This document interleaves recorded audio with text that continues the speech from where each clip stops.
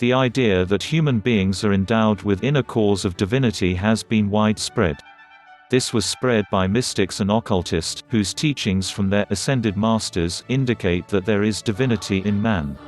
Even religious leaders have keyed into the narrative, and now it has become like a mantra for those who think they are seekers for the truth. This was premised on the belief that most miracles and so-called power of the mind myths are evidence that there is divinity in man, and that with certain levels of purity, man will ultimately develop into godhead. They talk of the era of God-men, when those who has developed themselves into becoming gods take over the rulership of the earth. But anyone who actually know the creations, the laws governing them, and that everything is strictly ordered by someone, call him infinite intelligence, God, which different cultures and groups call different names, the great scientist who planned everything and ordered it through laws of nature, under which everything happening can be explained, will realize how much they are in error who believe such. For us to understand this, we need to look at the structure of our universe as a beginning. The universe is under constant expansion, spiraling outwards towards an infinite void. Hence it is in itself finite, though of such size that the human brain cannot imagine the size. Let us focus on only one of the 7 universes that harbors the Earth as one of the numerous habitable planets. Of course, there are other planets that harbor life within our universe, but the Earth occupies a pride of place. Scientists have been able to identify minute components of matter, of which the atom is but a coarse minuscule. And there has been investigations that indicate that there is actually duality in the human being.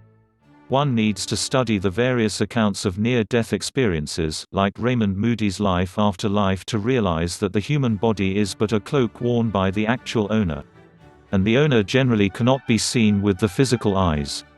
It also means that there is an inner world that exists when we drop our bodies. It opens up a brand new world outside the physical body, the field of activities of occultists and ascended masters. This is called the astral plane, our immediate next-door environment that harbors the shadow of the Earth.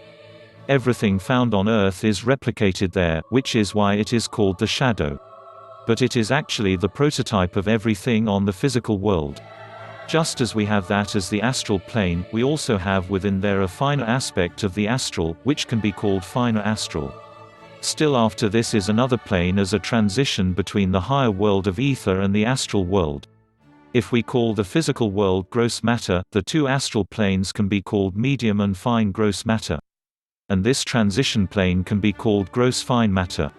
It is the plane that many have visited, either in their dreams or during astral or soul travels, which contain beautiful flower gardens, predominantly rose and lily, depending of the part involved.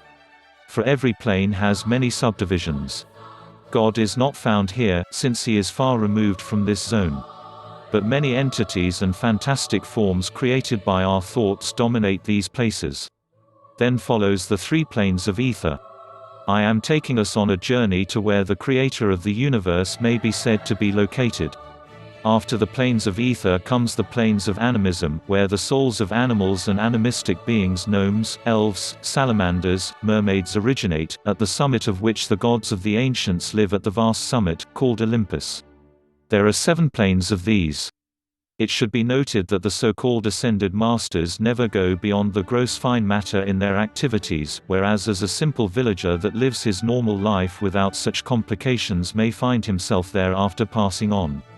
Neither do they know anything about the zone of animism, after which the paradise that the religions talk about is located. Paradise itself is also divided into 7 planes, and above them is again 7 planes of ancient, or primordial spirits, at the summit of which lies the starting point of creation, what scientists describe as the Big Bang. Yet in these planes, God is not found. Beyond these is the realm of divinity, which existed from eternity. God is enthroned above divinity, and no human soul can ever go beyond paradise. Hence when people talk of divinity in man, it is a huge joke. God is God, and everything created, even the divine realm itself, is his mantle. It takes humility and knowledge to know our place in creation. This could only be possible through the knowledge granted us in the work In the Light of Truth, the Grail Message by Abd Ru-Shin, written in 3 volumes. My name is Uche Mba. If you enjoyed this video, please like, share and hit the bell button so I can send you similar videos when available. Also use the comment section for any comment or questions so I can get back to you. Thank you.